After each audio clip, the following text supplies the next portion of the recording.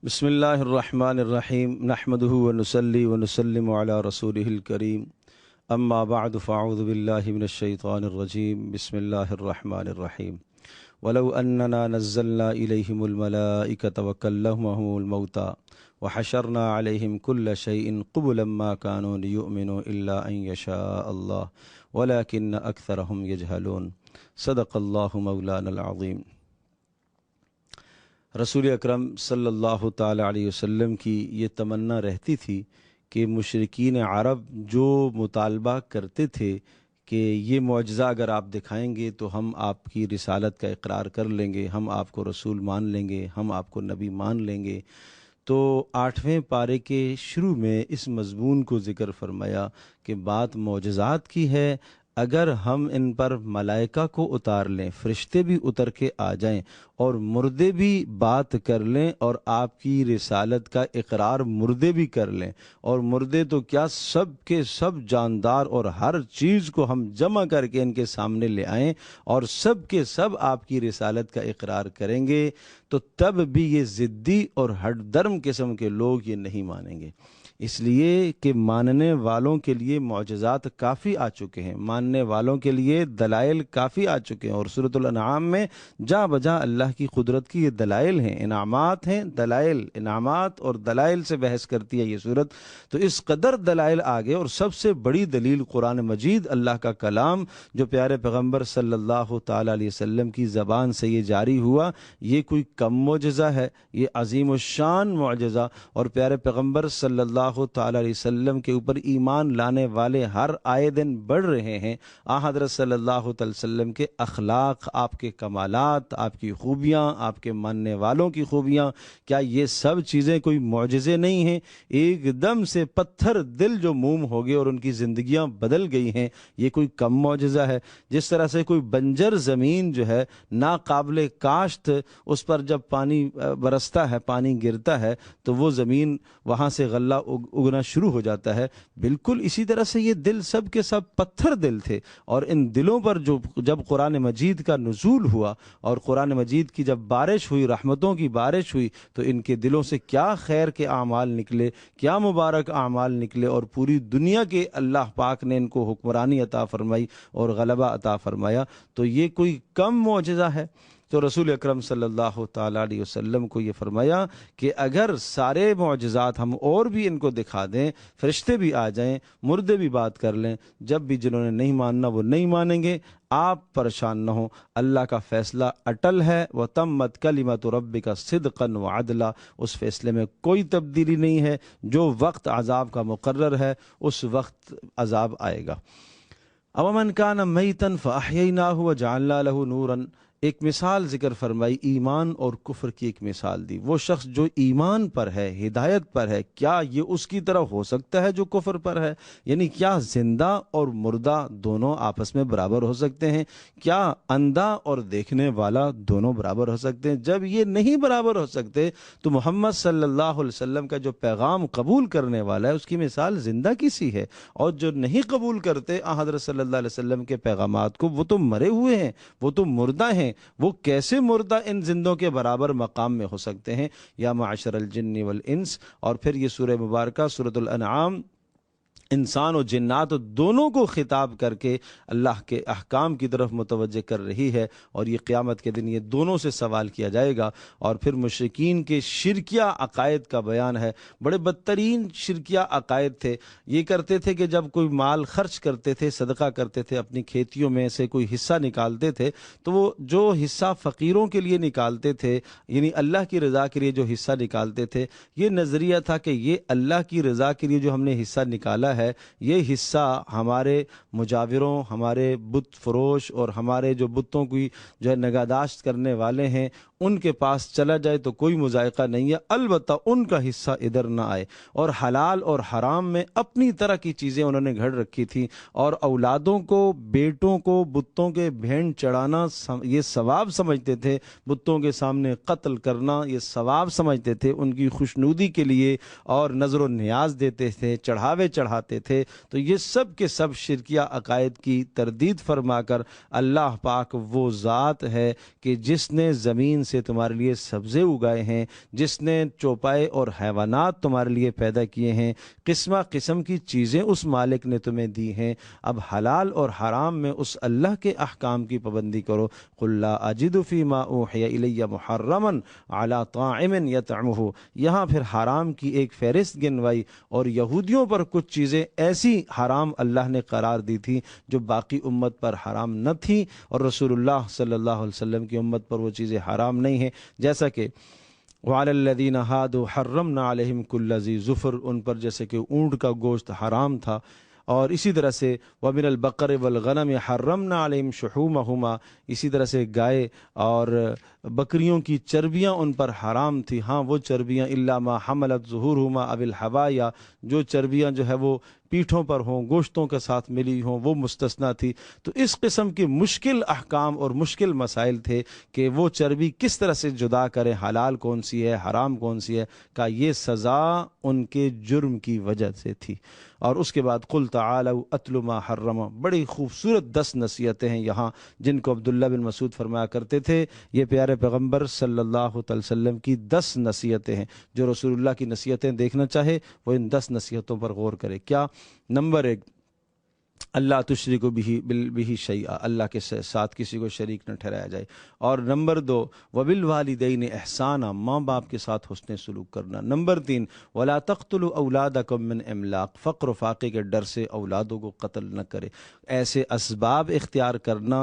موانع حمل کے ایسے اسباب اختیار کرنا جن سے اولاد پیدا نہ ہو، اس نظریے سے کہ بچے بڑے ہو جائیں گے تو کھائیں گے کہاں سے، یہ وہ باطل نظریہ ہے جو مشرکین عرب کا تھا، اس سے روکا گیا ہے۔ فرمایا نحن نرزقکم و ایاہم، ہم تمہیں بھی کھلاتے ہیں انہیں بھی کھلائیں گے۔ اور نمبر 4، ولا تقربوا الفواحش، بے حیائیوں کے قریب مت جاؤ۔ نمبر 5، ولا تقتلوا النفس، کسی جان کو ناحق مت قتل کرو۔ اور نمبر 6، ولا تقربوا مال الیتیم، یتیم کے مال کے قریب تک مت جاؤ، یتیم کے مال پر مت ہاتھ صاف کرو۔ اور نمبر 7، واوفوا الکیل والمیزان، کیل اور میزان کو پورا پورا تولو، یعنی تولو، پورا پورا تولو، کمی بیشی اس میں نہ کرو۔ جو آدمی کسی جگہ ملازمت کرتا ہے، 8 گھنٹے کی ڈیوٹی کرتا ہے، اس کو 8 گھنٹے ہی کام کرنا چاہیے۔ اگر اس سے وہ کم کام کرتا ہے اور تنخواہ پوری لیتا ہے تو یہ بھی ناپ تول میں کمی کرنے والا شمار کیا جائے گا۔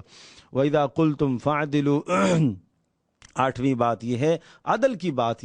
عدل کی بات کیا کرو۔ اور 9ویں بات، وَبِعَهْدِ اللَّهِ أَوْفُوا، اللہ کے وعدوں کو پورا کیا کرو۔ اور ان کے ساتھ ساتھ جا بجا اللہ یہ ذکر کرتا ہے ذَلِكُمْ وَصَّاكُمْ بِهِ، یہ اللہ نے وصیت کی ہے، یہ اللہ نے نصیحت کی ہے، یہ اللہ نے خاص حکم نازل فرمایا۔ وَأَنَّ هَذَا صِرَاطِ مُسْتَقِيمًا، 10ویں بات یہ ہے کہ یہ صراط مستقیم قرآن مجید سیدھا راستہ ہے، فَاتَّبِعُوهُ، اسی کی اتباع کرو۔ پھر آگے سمجھایا هل ينظرون الا ان تأتيهم الملائکۃ او یأتی ربک او یأتی بعض آیات ربک، ایمان کب تک قبول ہو سکتا ہے، توبہ کب تک قبول ہو سکتی ہے؟ جب تک اللہ کے عذاب سامنے نہ آ جائے اور جب تک موت سامنے نہ آ جائے۔ ہاں، موت جب تک حلق میں پہنچ جائے گی، موت جب حلق میں آ گئی، اب اس کے بعد توبہ کی قبولیت کا دروازہ بند ہے۔ تو یہ ایک اصول اور ضابطہ سمجھایا، اور پھر ایک کریمانہ اصول ذکر فرمایا، من جاء بالحسنۃ فلہ 10 امثالھا،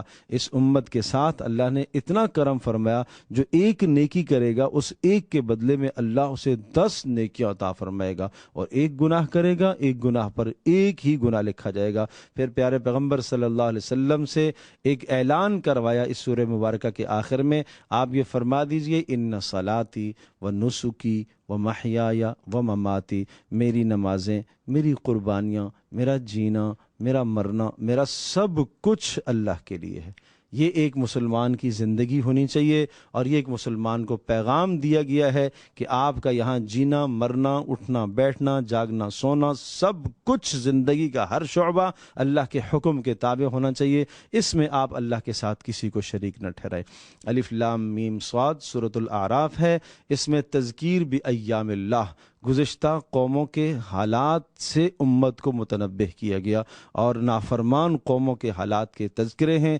اور نافرمان قوموں کے حالات کے تذکروں سے پہلے خوب ایک طاقت کے ساتھ، ایک زور اور قوت کے ساتھ یہ کلمہ آیا، فَلَنَسْأَلَنَّ الَّذِينَ أُرْسِلَ إِلَيْهِمْ وَلَنَسْأَلَنَّ الْمُرْسَلِينَ۔ ہم قیامت کے دن قوموں سے بھی پوچھیں گے اور ہم قیامت کے دن رسولوں سے بھی پوچھیں گے۔ رسولوں سے پوچھیں گے کہ تم نے اللہ کے پیغامات کو پہنچایا ہے، اور قوموں سے بھی پوچھیں گے کہ تم نے اللہ کے پیغامات کو قبول کیا ہے کہ نہیں کیا ہے۔ اور وہ وزن والا دن، قیامت والا دن حساب و کتاب کا برحق ہے۔ جس کی نیکیاں اس دن بھاری پڑ گئیں وہ ہے کامیاب، اور جس کی نیکیاں کم پڑ گئیں انہوں نے اپنے آپ کو بھی تباہ کیا، اپنے گھر والوں کو بھی تباہ کیا۔ اور پھر اس دنیا کے اندر تمہارے لیے آزمائش اور امتحان ہے۔ حضرت آدم علیہ السلام کا قصہ اور شیطان کا قصہ سنایا کہ روز اول سے شیطان تمہارا دشمن ہے، اور اس نے قسمیں کھائی ہوئی ہیں، اور یہ قسمیں کھا کر اس نے یوں کہا، لآتینہم من بین ایدیہم، میں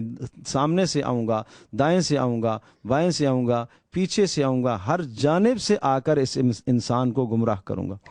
اور اس انسان سے میں کیا گناہ کرواؤں گا؟ کہتے ہیں وَلَا تَجِدُ أَكْثَرَهُمْ شَاكِرِينَ، اے اللہ تو اکثر کو شکر گزار نہیں پائے گا۔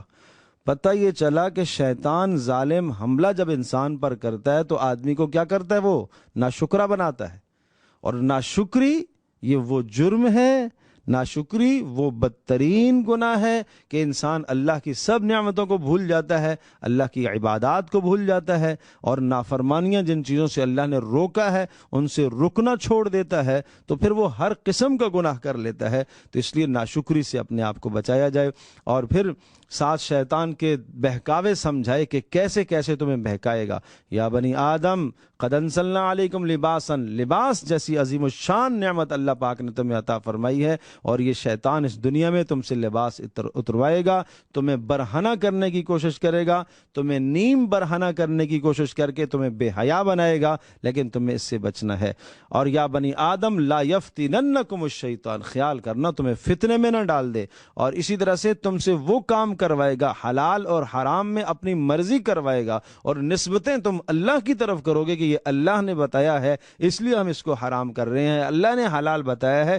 اس لیے ہم اس کو حلال سمجھ رہے ہیں۔ یا بنی آدم خذوا زینتکم عند کل مسجد، نمازوں میں وہ تمہیں غافل کرے گا، لیکن جب تمہیں نمازوں میں آنا چاہیے تو خوب آراستہ ہو کے آنا چاہیے، اور اپنے آپ کو سنوار کر آنا چاہیے، اپنے دل کو پاکیزہ کر کے آنا چاہیے، اپنا ظاہری حلیہ بھی اچھا کر کے آنا چاہیے۔ وَكُلُوا وَاشْرَبُوا، کھانے پینے میں تمہیں اختیار ہے لیکن اسراف کرنے کی اجازت نہیں ہے، کسی بھی نہ مال میں اسراف کرنا، نہ کھانے میں اسراف کرنا، نہ بات چیت میں اسراف کرنا، نہ کسی اور شے میں اسراف کسی طرح سے بھی جائز نہیں ہے۔ ہاں پاکیزہ اچھی عمدہ چیزیں اللہ نے تمہارے لیے حرام نہیں قرار دیے، لیکن اسراف نہ کرو۔ قل من حرم زینت اللہ التی اخرج لعبادی والطیبات من الرزق، تمہیں یہ کس نے کہہ دیا کہ اللہ پاکیزہ چیزوں کو حرام کر دیتا ہے؟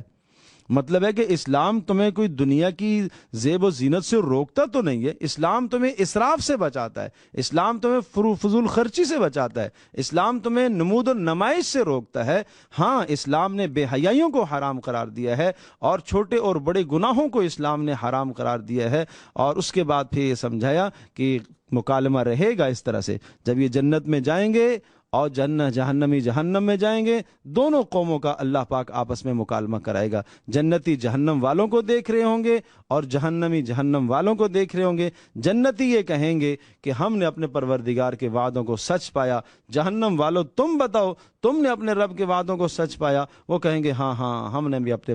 رب کے وعدوں کو سچ پایا ہے۔ اور پھر اس کے بعد جہنمی واویلا کریں گے، کیا کہیں گے؟ وَنَادَى أَصْحَابُ النَّارِ أَصْحَابَ الْجَنَّةِ أَنْ أَفِيضُوا عَلَيْنَا مِنَ الْمَاءِ، جنت والوں سے کہیں گے ہم حرارت اور گرمی میں جل بھن گئے ہیں اور پیاس سے برا حال ہو رہا، کوئی ہمیں تھوڑا سا پانی تو پیش کرو، یا کوئی کھانے کی چیز تو ہمیں دے دو۔ وہ جنت والے کہیں گے نہیں، کھانے کی چیزیں اور پینے کی چیزیں، قالوا ان اللہ حرمہما علی الکافرین، یہ اللہ نے تمہارے اوپر حرام قرار دی اس لیے کہ تم نے دین کا مذاق اڑایا دنیا کے اندر۔ اور اس کے بعد اللہ کی قدرت کے دلائل آئے، اور پھر 5 گزشتہ امتوں کے نمونے اللہ نے ذکر فرمائے۔ نوح علیہ السلام کی قوم کا تذکرہ، ہود علیہ السلام کی قوم کا تذکرہ، صالح علیہ السلام کی قوم کا تذکرہ، لوط علیہ السلام کی قوم کا تذکرہ، اور شعیب علیہ السلام کی قوم کا تذکرہ، اور شعیب علیہ السلام کی قوم قوم کے تذکرے پر اس سپارے کا اختتام جا کے ہوتا ہے۔ یہ 5 مہلکہ یہ تمہارے لیے ایک نمونہ ہے کہ انہوں نے جس طرح سے نافرمانیاں کی، تم ان نافرمانیوں سے اپنے آپ کو بچاؤ، اور اگر تم نہیں بچاؤ گے تو اللہ کے عذاب جو ان پر اترے ہیں وہ عذاب تمہارے اوپر بھی آ سکتے ہیں۔ اللہ پاک ہم سب کے لیے سمجھنا عمل کرنا